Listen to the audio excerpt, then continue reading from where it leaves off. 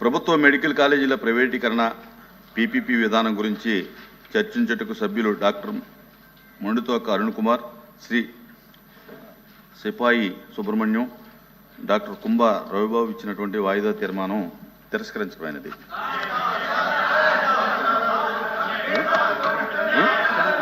Papers including the list of business are deemed to have been laid on the table of the house.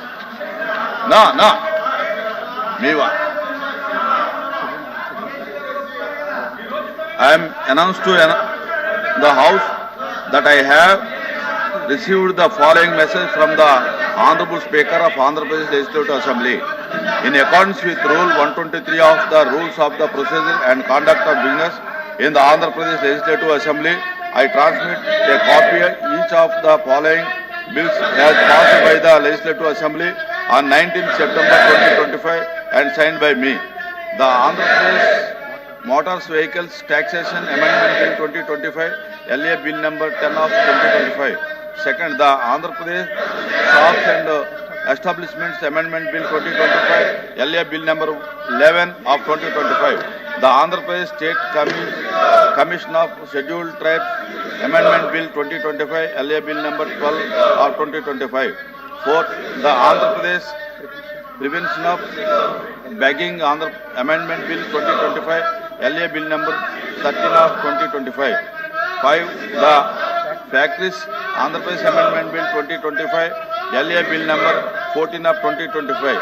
The above bills are before the House.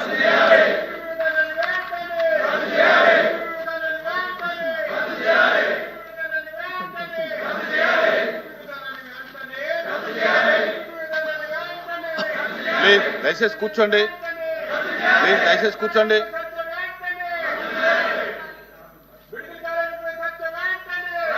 Question number 14061, TG Bharat garu. Please.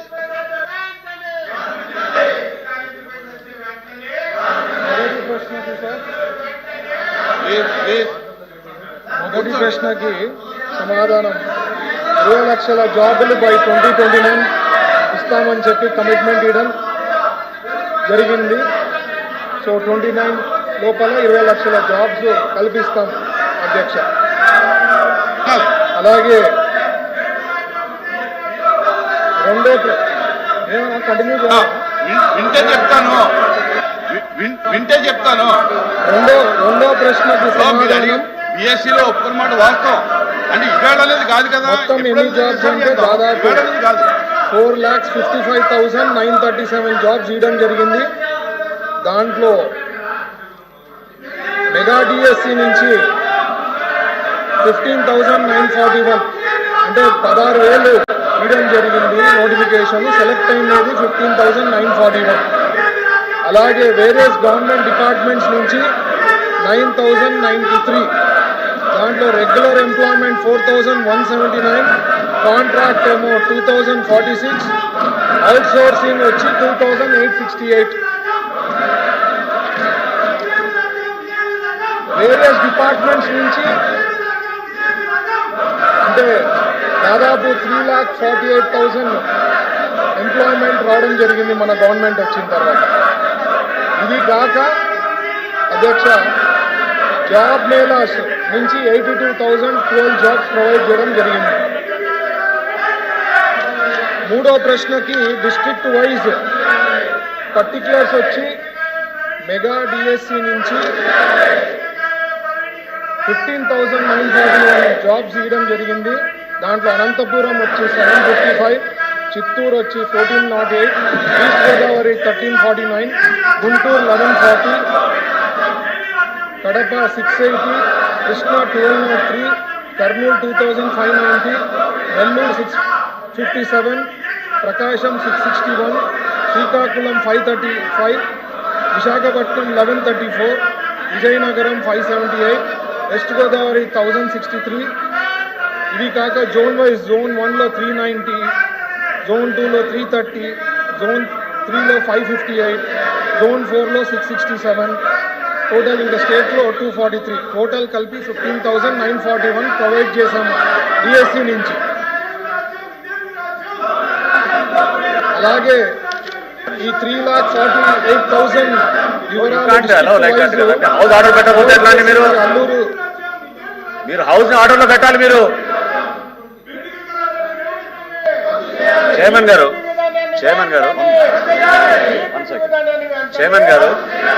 సభని order పెట్టే ప్రయత్నం మీరు చేస్తున్నప్పుడు సభ్యులు చాలా ఖచ్చితంగా నియమ నిబంధనల ప్రకారం మనం ఏ విధంగా పనిచేసుకుంటామో తెలియాలి అధ్యక్ష. ఒకసారి మీరు తిరస్కరించిన తర్వాత ఒక సెషన్ లో మళ్ళీ అదే అంశం పైన వాళ్ళు ఎట్లా ప్రస్తావిస్తారు అధ్యక్ష? రూల్ 64 చూడమనండి. రూల్ 64 చూడమనండి. మీరు పాయింట్ ఆఫ్ ఆర్డర్ అధ్యక్ష, అది కరెక్ట్ కాదు కదా. Point of order rule number 64 చూడండి. మీరు చాలా క్లియర్ గా you cannot repeat a motion. ఇవ్వండి రూల్ నెంబర్ 64 ఇవ్వండి. You cannot in the same session, you cannot bring the same motion again. ఒకసారి దాన్ని డిస్కస్ చేస్తే మళ్ళీ వాయిదా తీర్మానం ఇవ్వడం లేదు. కానీ వాయిదా తీర్మానం అనేది మనం తిరస్కరించిన తర్వాత ఉంది. చైర్మన్ గారు, వాయిదా తీర్మానం ఒక్కసారి మీరు తిరస్కరించిన తర్వాత ఇంకోసారి రాకూడదు సెషన్ లో. ఆ అంశం పైన వారు ఎట్లా అండి? రూల్ నెంబర్ 64 చూడండి. మీరు యాక్షన్ తీసుకోవాలి. మీరు ఎట్లా వదిలేస్తే ఎట్లా? మీరు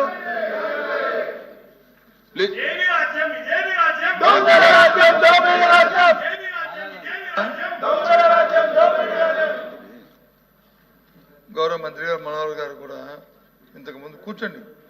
ఇంతకుముందు ఆయన కూడా స్పీకర్ చేశారు, రూల్ కూడా చెప్పారు 264. దానికి ముందు కూడా ఆలోచన చేసుకోవాలి. మన సాంప్రదాయాలు, మన కన్వెన్షన్స్ ఏ విధంగా ఉన్నాయి. బీఎస్సీలో నిర్ణయం తీసుకున్న తర్వాత బీఎస్సీని దాన్ని డివైడ్ అయ్యి దాని నుంచి బిజినెస్ తేకుండా కూర్చోమ్మా నీకు ఇస్తారు తర్వాత తేకుండా మరి ఏ విధంగా వాళ్ళు అయ్యారని అధ్యక్ష, దానికి రూల్ లేదా మన రూల్ బుక్లో చెప్పంటారా? దాన్ని ఏ విధంగా వచ్చారు? అది తప్పు కదా అధ్యక్ష. అందుకు కాబట్టి దయచేసి ముందు ఏదైతే మా డిమాండ్ ఉందో, బీఎస్సీలో ఏదైతే మనం అంగీకరించామో ఆ డిబేట్ని జరిగి తీరాలి అనేది మా డిమాండ్. ఎందుకంటే ఇది ప్రజల సమస్య, ఇది ప్రజల సమస్య, ఇది యువకులకు రాజకీయమైన సమస్య కాదు. కోట్లాది మంది ప్రజల తాలూకు ఇస్తున్న ప్రజా ఆరోగ్యానికి సంబంధించిన సమస్య. వాళ్ళందరూ ఎంత ఇబ్బంది పడుతున్నారో ఈ సమస్య. కాబట్టి జరగాలి, డిబేట్ జరగాలి. మీరు తీసుకున్న నిర్ణయం ప్రజా వ్యతిరేకంగా రద్దవ్వాలి. అప్పుడే ముందుకెళ్తాం. అంతేగాని మాకు ఇంకో దురుద్దేశం లేదు. చైర్మన్ గారు, అధ్యక్ష medical colleges issue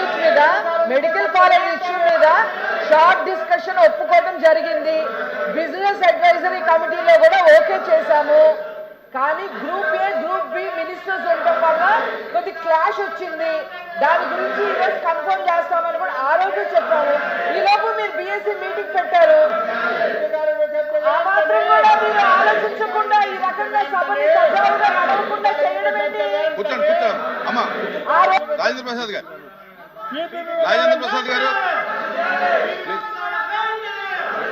With respect to the chair,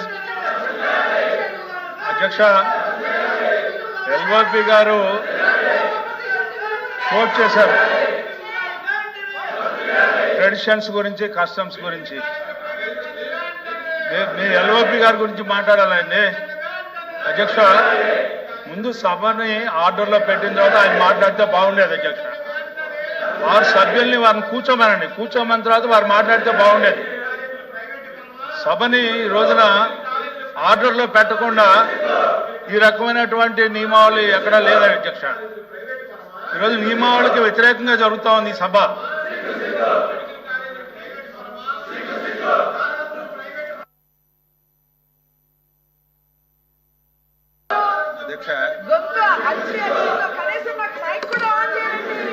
అధ్యక్ష, ఈ శాసన మండలి ఈ రోజు స్టార్ట్ అయింది కదా అధ్యక్ష. గత ప్రభుత్వంలో కూడా శాసన మండలి ఉంది, తమరే అధ్యక్షులు ఉన్నారు. ఒక్క రోజైనా సరే సభ్యులు పోడియం మీదకి వచ్చిన సందర్భాలు ఉన్నాయా? సభ్యులు మీ దగ్గరికి వచ్చినప్పుడు సభ జరపడం అనేది పద్ధత. సభను అదుపులో పెట్టండి అధ్యక్ష. బిఎస్లో డిస్కస్ చేశారు, అది ఎప్పుడు వస్తుందనేది వీళ్ళ ఇష్టం కాదు అధ్యక్ష, ప్రభుత్వం ఇష్టం. అది ఈ సెషన్లో కంపల్సరిగా ఇది అవసరం అధ్యక్ష, ఇది అవసరం. ప్రభుత్వానికి కూడా ఈ ఇష్యూ చాలా చాలా అవసరం. మేము తీసుకున్నటువంటి నిర్ణయం ప్రజల శ్రేయస్సు గురించి తీసుకుంటున్నటువంటి నిర్ణయం. అది మొత్తం ఎక్స్ప్లెయిన్ చేస్తాము. ఈ రోజు తీసుకున్నటువంటి ఈ నిర్ణయం వల్ల ప్రజలకు ఏ రకంగా మేలు జరుగుతుంది, ప్రజలకు ఏ రకంగా ఉపయోగపడుతుందని చెప్తాం అధ్యక్ష. మీరు ఏదైతే ఎజెండాలో పెట్టారో ఆ ఎజెండా ప్రకారం తీసుకోండి. ఈ రోజు ఎజెండాలో ఒక ఇష్యూ తీసుకున్నారు, రేపు ఇంకోటి తీసుకోండి. ముందు సభ అదుపులో పెట్టండి అధ్యక్ష. సభ అదుపులో పెట్టండి. తమరే గత గవర్నమెంట్ లో చైర్మన్ గా ఉన్నారు, మేము సభ్యులుగా ఉన్నాం. పోడియం దాటి అక్కడికి రాలేదు అధ్యక్ష. మీరు గీసిన గేట్ దాటి రాలేదు. ఈరోజు కావాలని మీ చుట్టుముట్టు వస్తుంటే మీరు సభ నడపడం ఇది మంచి విధానం కాదు. దయవుంచి మీ పవర్స్ ఉపయోగించండి. సభ సజావుగా జరగడానికి సహకరించమని చెప్పి కోరుతున్నాం అధ్యక్ష. ప్లీజ్ కూర్చోండి. దయచేసి కూర్చోండి.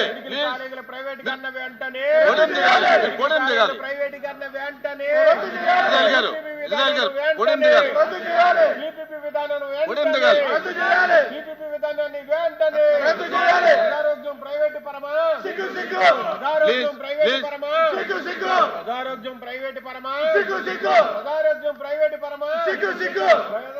ప్లీజ్ దిగండి, మీ సీట్లోకి వెళ్ళండి. పోడియం దిగాలి. మీరు రోజు పోడియం ఎక్కడం మంచి పద్ధతి కాదు. మీరు నిరసన అనేది మీ సీట్లో చేయాలి తప్ప పోడియం దగ్గరకు వచ్చి కరెక్ట్ కాదు ఇది.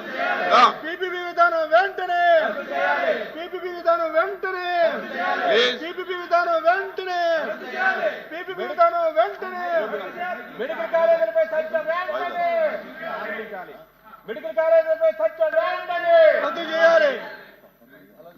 మెడికల్ కాలేజీలపై చర్చ వెంటనే రద్దు చేయాలి.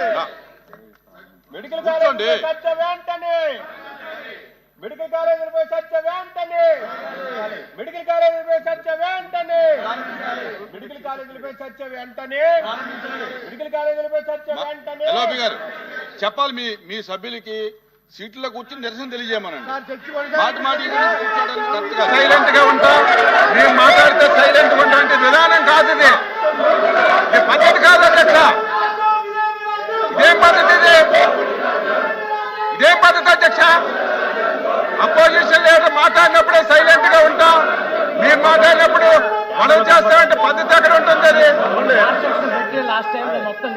ఒకసారి గత సభ ఎలా జరిగిందో ఒకసారి చూపించండి అధ్యక్ష.